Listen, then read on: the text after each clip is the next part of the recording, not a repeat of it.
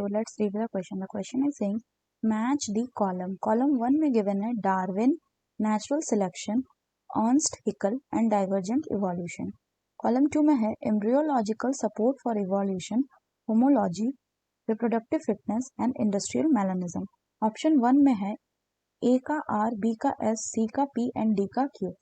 2 में है A का R, B का Q, C का P and D का S. 3 में है A का R, B का S, C का Q and D का P. एंड 4 में है A का Q, B का S, C का R and D का P.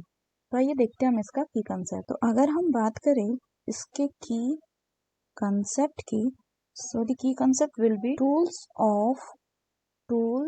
Of evolution.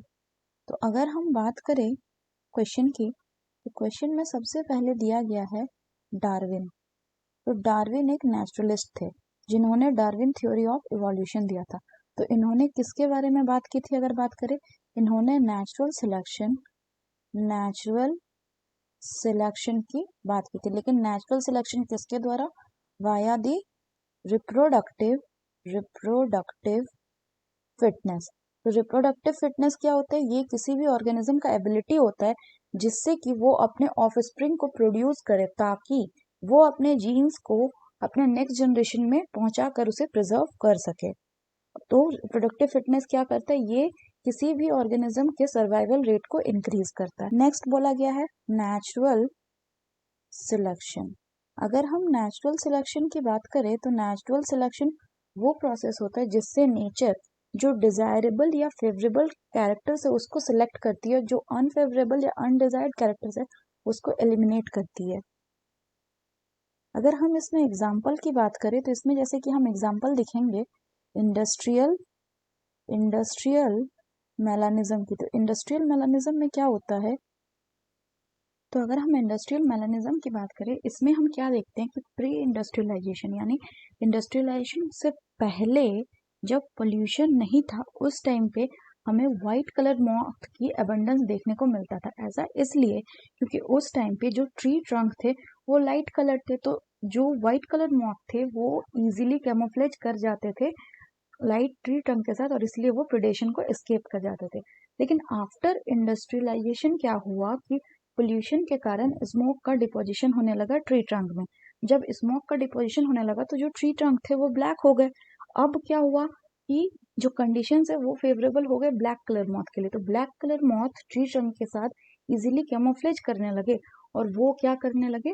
वो प्रेडेशन को एस्केप करने. लेकिन अब जो व्हाइट कलर मॉथ थे वो प्रेड अपॉन हो सकते थे.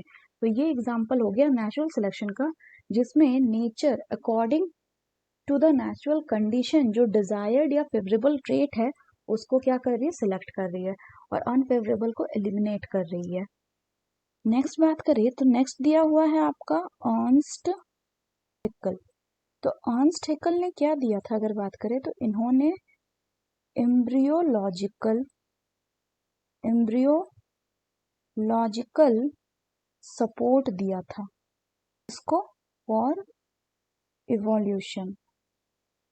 तो इन्होंने क्या देखा था कि जितने भी वर्टिब्रेट्स है सभी वर्टिब्रेट्स के एम्ब्रियो में वेस्टिजियल गिल स्लिट प्रेजेंट होता है बिहाइंड द हेड. लेकिन वो जो गिल स्लिट है वो सिर्फ फंक्शनल होता है किसमें? In case of the fishes.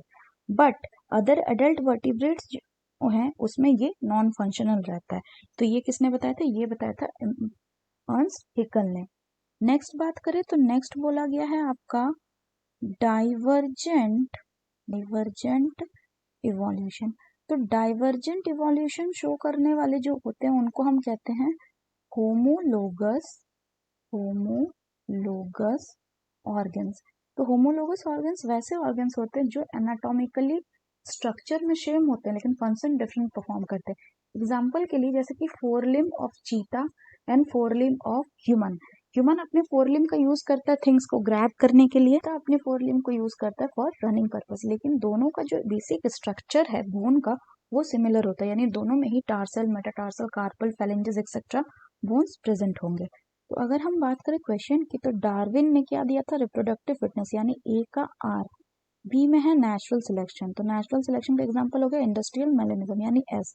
सी हो गया अर्नस्ट हैकेल, इन्होंने दिया था embryological support for evolution, and D हो गया डाइवर्जेंट इवोल्यूशन।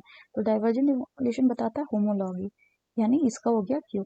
तो ए का आर, बी का एस, सी का पी एंड डी का क्यू, ऐसा कौन से ऑप्शन में? ऐसा है ऑप्शन 1 में। तो the correct option will be option 1। So that's all for the question बच्चों. Hope you understood it well. Best of luck.